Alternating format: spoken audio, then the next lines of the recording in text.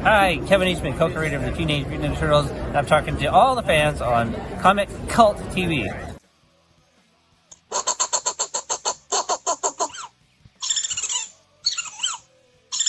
What's up, everyone? It's Anna, that Star Wars girl. And I'm teen sensation Billy Tucci. And you guys are watching Comics Cult. Saludos, soy Ken Rocafort. Saludos a Comic Cult TV. Yo, what's up? This is Fragaboom. That's right. You are watching Comic Cult TV. Like and subscribe if you haven't. Do it now. What's up, Dan Fraga? What's up, Comic Cult Nation? What's up, Spoiler? Another week, another Comic Cult reviews. Are we ready? I don't think we're ready. It's almost like becoming a habit. I know. I'm not feeling the excitement. I think it's we need to have like fireworks or something. I need to do a Comic Cult review, super exciting intro. What if the book ain't that good? Then it's at least we'll get started off on the right foot if it's not that good. I think it's the weather. Kind of yucky weather outside. Yeah. When it happens when it's thunderstorms, surface of the sun hot. But it feels like you just walked back into the bathroom after someone took a shower.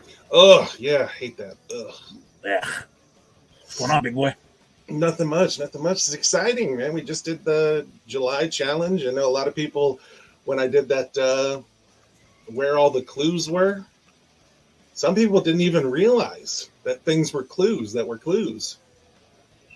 You know, I mean, you really had to work for that scavenger hunt deal, but congrats to Fox. He was bright enough to put all the pieces together with no help whatsoever. Yep. I think I'm gonna keep that wheel as a 60-second spin because that thing was painful for everybody at the end, and it was funny. That sucked. Why would you do that to somebody? That's terrible. Just like I tell everybody the horse joke, I enjoy seeing the pain in other people's faces. It's oh funny. My gosh, you're sadist. Mm-hmm. Well, what was that? What are we doing? Here's what we're doing this week. Hold on, let me see if it's all set up right. Yes, that's right. Comic Cult Reviews, Blade #1. I know one of the shows we had last week before, something like that. It was last week. Somebody recommended a couple of things, and Blade #1 was one of those recommendations. So you guys wanted it, Comic Cult Nation. We read it. We're about to review it. You ever watch the movies?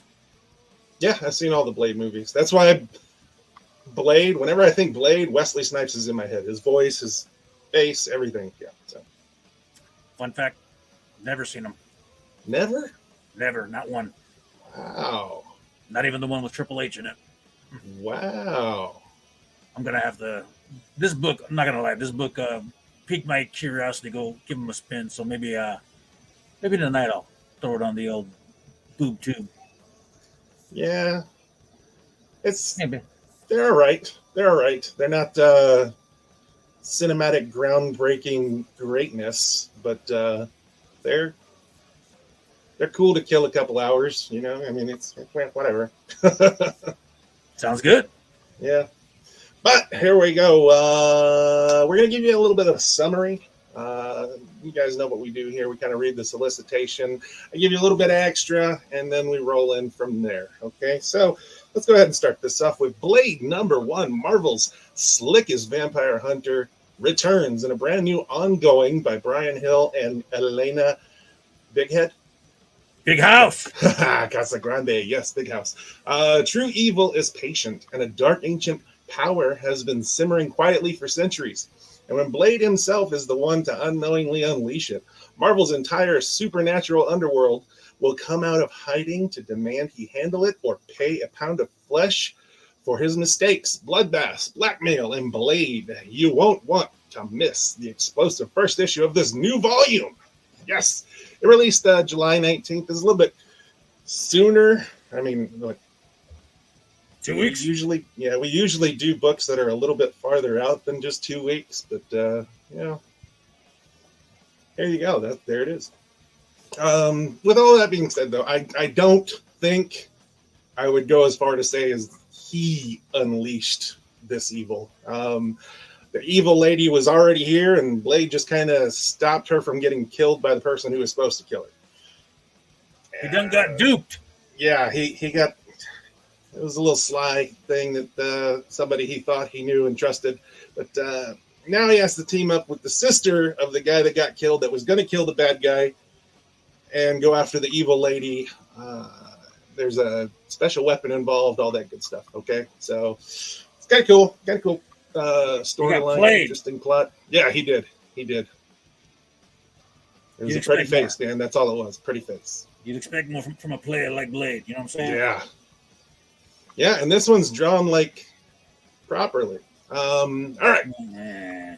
So here we go. We're going to get into some covers. We got the Marquez variant. That's a pretty cool one. This is also, I think, the 1 in 25 for the second print, something like that. Love that cover. Yeah, it's a pretty cool cover. The Moko cover. If you like Moko, hey, whatever. There it is. Meh. The Creeper window shade variant. I still don't understand how vampires have reflections. That's not the Momoko variant. That's the John JTC. Yeah, the JTC negative space variant. I got that one. I just forgot to change that. Yeah, there we go. That's a typo. Number 1 for the show already. I like it. We got the Blood Red blank variant and the Casilli Marvel Icons variant. It also came with the Car Andrews 1 in 25. That's interesting. And then the Momoko is a 1 in 50 Virgin. Why? And then... Nothing wrong with that. No. Nothing wrong with that. That's awesome. There's a lot. What? The Frank Miller variant. Okay. Even Michael was like, stop it. Get some help. There's nothing wrong with that. Okay. It's awesome. Mm-hmm. Yeah. It is. And the 1 in 100 Frank Miller variant. Yeah, we'll get into it some more later. Nothing wrong with that cover. Mm-hmm. Yeah. Nope. The Wolverine was ugly, yes, but since then it's like opened the floodgates for your hatred of all things Miller. This is awesome. No, this one's not that good either. I will say the Moon Knight one wasn't extremely terrible. The Daredevil one wasn't extremely terrible. The Moon Knight one, or no, the Wolverine one was hot caca, and this one is right in the same vein. I think NoFX said it best. You're wrong. Talking points. Here we go. We're going to go through the good, the bad, and the ugly of this book. Let you guys know what we think of it. So here we go. The good. First and foremost, it hits that perfect sweet spot for me. I always talk about it, the whole storytelling with dialogue, storytelling with artwork. This makes it a relatively quick read in here because it does have that nice little sweet spot. Like, look at this. This is 4 pages, all relatively close together, and there's maybe 6, 7 dialogue boxes, and they're not even really dialogue boxes. They're more of a song. But you get the idea of what's going on in this story just by looking at the artwork. Yeah. I had a problem with the layouts. Yeah. The flow of the story, it took me a double, triple take to figure out what was going on before I realized that gal at the bottom was being locked in. So that's my main gripe with it. But the good, from my standpoint, was the writing. Brian Hill did a great job with the dialogue. Mm-hmm. The amount of dialogue, the plot twist, the swerve, he got one on me. So, yeah, the layouts. Yeah. Let's see. The artwork is done very well. I think Casagrande did the character right and made him look more like the Blade in my mind and not like an Asian Blade like we saw in Bloodline. Like Snipes. Yeah.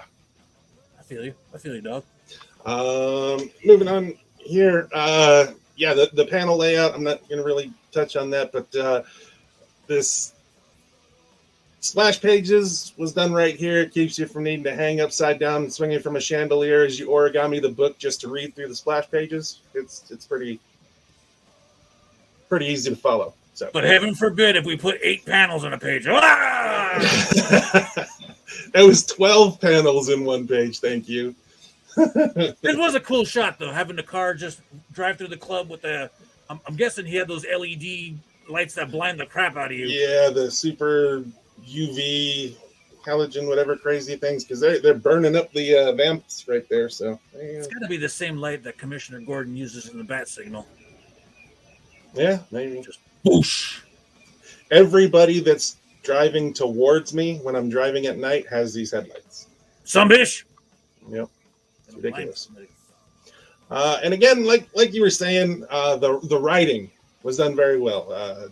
Didn't get corny, didn't get awkward in the dialogue. It started off the story, in my opinion, very well. Yes, wholeheartedly. Yeah. Oh, look at that! It's got an X on there. I wonder what we knew from that was meaning last week. I forgot to take that off. Disregard the X. That is not a clue for August. No, we're not even in August yet. So still haven't decided on what character we're going to do. Oh, I got one. Oh, you do? Oh, I do. Okay. I do. I'll let you know when we're done. No, tell them no. No, heck no. These people are like, they're gonna. The Comic Cult Nation is gonna be like, what? Yeah. Okay. But yeah, there we go. All right, so moving on to the bad. We ready for the bad? I'm ready for the bad. Mm-hmm. I understand, okay? It is a book about vampires, and it has to do the whole night dark thing. Mm-hmm. But I think the coloring was a bit too dark in places. I went through the entire book. Look, I get it. Vampires, night, dark, evil. Yes, I know. This is extremely nitpicky, but there's just... It's kind of washed out with just dark shadows throughout the book. And I mean, I get it. I do. And this is extremely nitpicky. But I don't know. I just didn't sit right. I don't think it's nitpicky. You're right. Someone has to adjust the contrast on this mug or lighten it up. But yeah, if it detracts from the story and the flow, and you got to go back and go, wait, what did I miss here? And get the magnifying glass out and go, oh, okay, yeah. Then yeah, you did not do a good job. But I agree. I think just lighten it up a little bit would be, I mean, yeah, great. Vampires, dark, evil, got it. Yep. Just brighten it up just a little. The darkness, and then those first 4 pages, the layout and the progression of the story, those are my gripes. Yeah. Not a whole lot to bash on it about. No, this one, like, he head and shoulders above his daughter's book. Like, oh, hell yeah. Not even in the same league. Like, this book is 1,000 times better than his daughter's book. Yeah, that bloodline was amateur hour. Yeah. Oh yeah. Terrible. All right. That's about all for the bad. Ugly. Fail. We're gonna move into the ugly. You ready for this? Dime, amigo. Super ugly. What in the Quasimodo Hunchback of Notre Dame craziness is this? Frank Miller is doing this black background covers and just making horrible, deformed Rick and Morty Cronenberg style monstrosities. It is ridiculous and unnecessary. You wrote that down, and you read that. You lose points for spontaneity. You wrote that down, and everything that I say on this Comic Cult review thing is I write the script before we get in here. Yeah, so I have a whole line that I'm reading off of all of my thoughts. I even email you my thoughts before the show. Yeah, but I do enough reading. You think I glance over and go, okay, cool. Yeah. I send you my book report just before we go on live here, so before we go recording. Did you ever read Sin City? No. Then don't, because he created this heavy black noir art style with a felt pen. Okay, that's not really what I'm concerned about. I'm more the character design is flawed in my opinion. Why? Wolverine obviously is crazy looking nut. This one right here, his face if I didn't have Quasimodo's face right there, you'd see that it looks identical to Quasimodo's face. All right, it looks like a hunchback. Where are these swords coming from? Out of his elbows? He's not holding on to them. No, he's holding them from How? the hilt backwards. He's Blade. He's a vampire. He's not his wrists aren't turned holding the hilts. Okay, he's like this. They're just holding it at the knob. They're blades coming out of his elbows. That's what it is. Look. Ridiculous. Let me show you. I got a sword right here.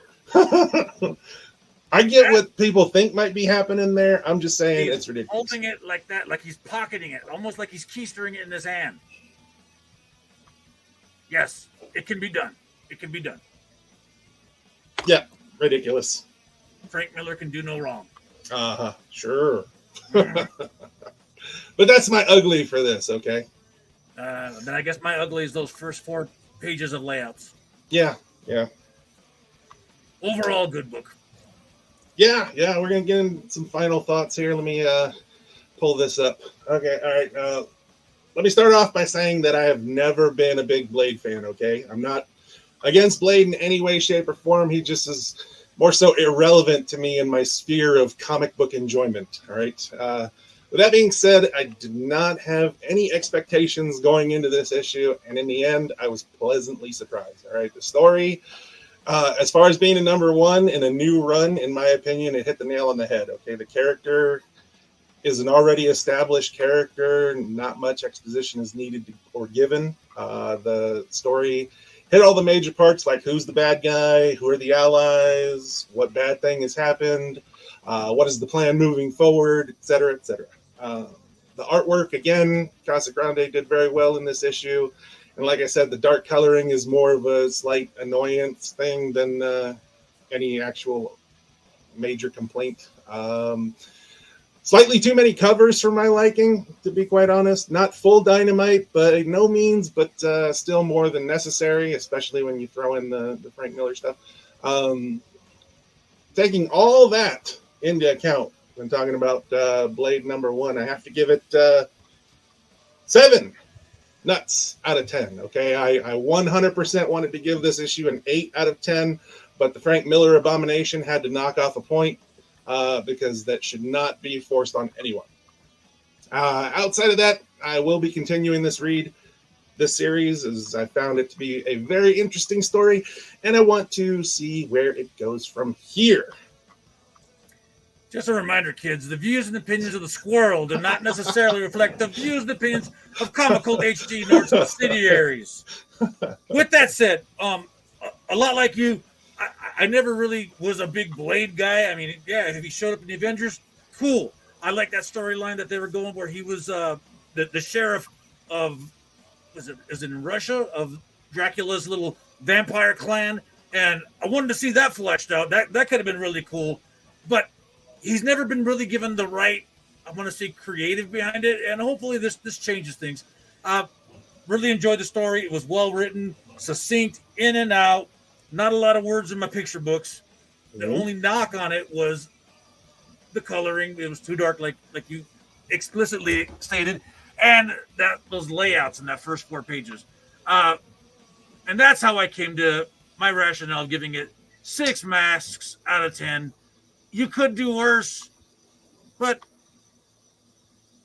there's not a whole lot really that I would say that are worse than this. But no, I mean, to be quite honest, if you're already a Blade fan, you're gonna love this. Okay, yeah, it's gonna be a perfect fit for you. All right, the fact that I just really never even really cared about Blade, and for this to pique my interest to where I'm going to continue reading this story, that should say a lot. I mean, it's a really good read. It's a short in and out read, like you were saying. You can't really do wrong with this one. All right, this one's a good pickup. The only thing that I'm really hoping is on the horizon is Dracula. I mean, give us Dracula. You need him. Batman's got Joker. He's always in every book. You know, Spidey's got Venom. They always have a crossover. Give us the Dracula for Blade to throw down with. Yeah, I don't know. This girl is, I think, older than Dracula, so she's probably something worse. She's a cougar. Yeah. And that one scene where he chopped her head off and then she just put it back on her stump. What are you doing? Yeah. Try that again, bub. Yeah, it was pretty cool. It was pretty cool. Don't forget to like this video, kids. Yes. All 362 of our kids. Mm-hmm. The Comic Cult Nation. Greatly appreciate it. Yeah, Right there, the Comic Cult TV, all the Comic Cult HD, Facebook stuff, all the socials. Scan that QR code. We got the Feathers and Fluff going on. our sponsor. Chickens, yeah, going out the door, man. All these chickens are just going out the door. I saw a meme that had it was like shout out to Tractor Supply. Your new air fryer works great. And there were some chicks in like a pot, and then the next panel had them all stir fried in a Popeye's box. So I thought of you. No. Hey, hail the Random Encounters Hobbies and Games. Yes, indeed.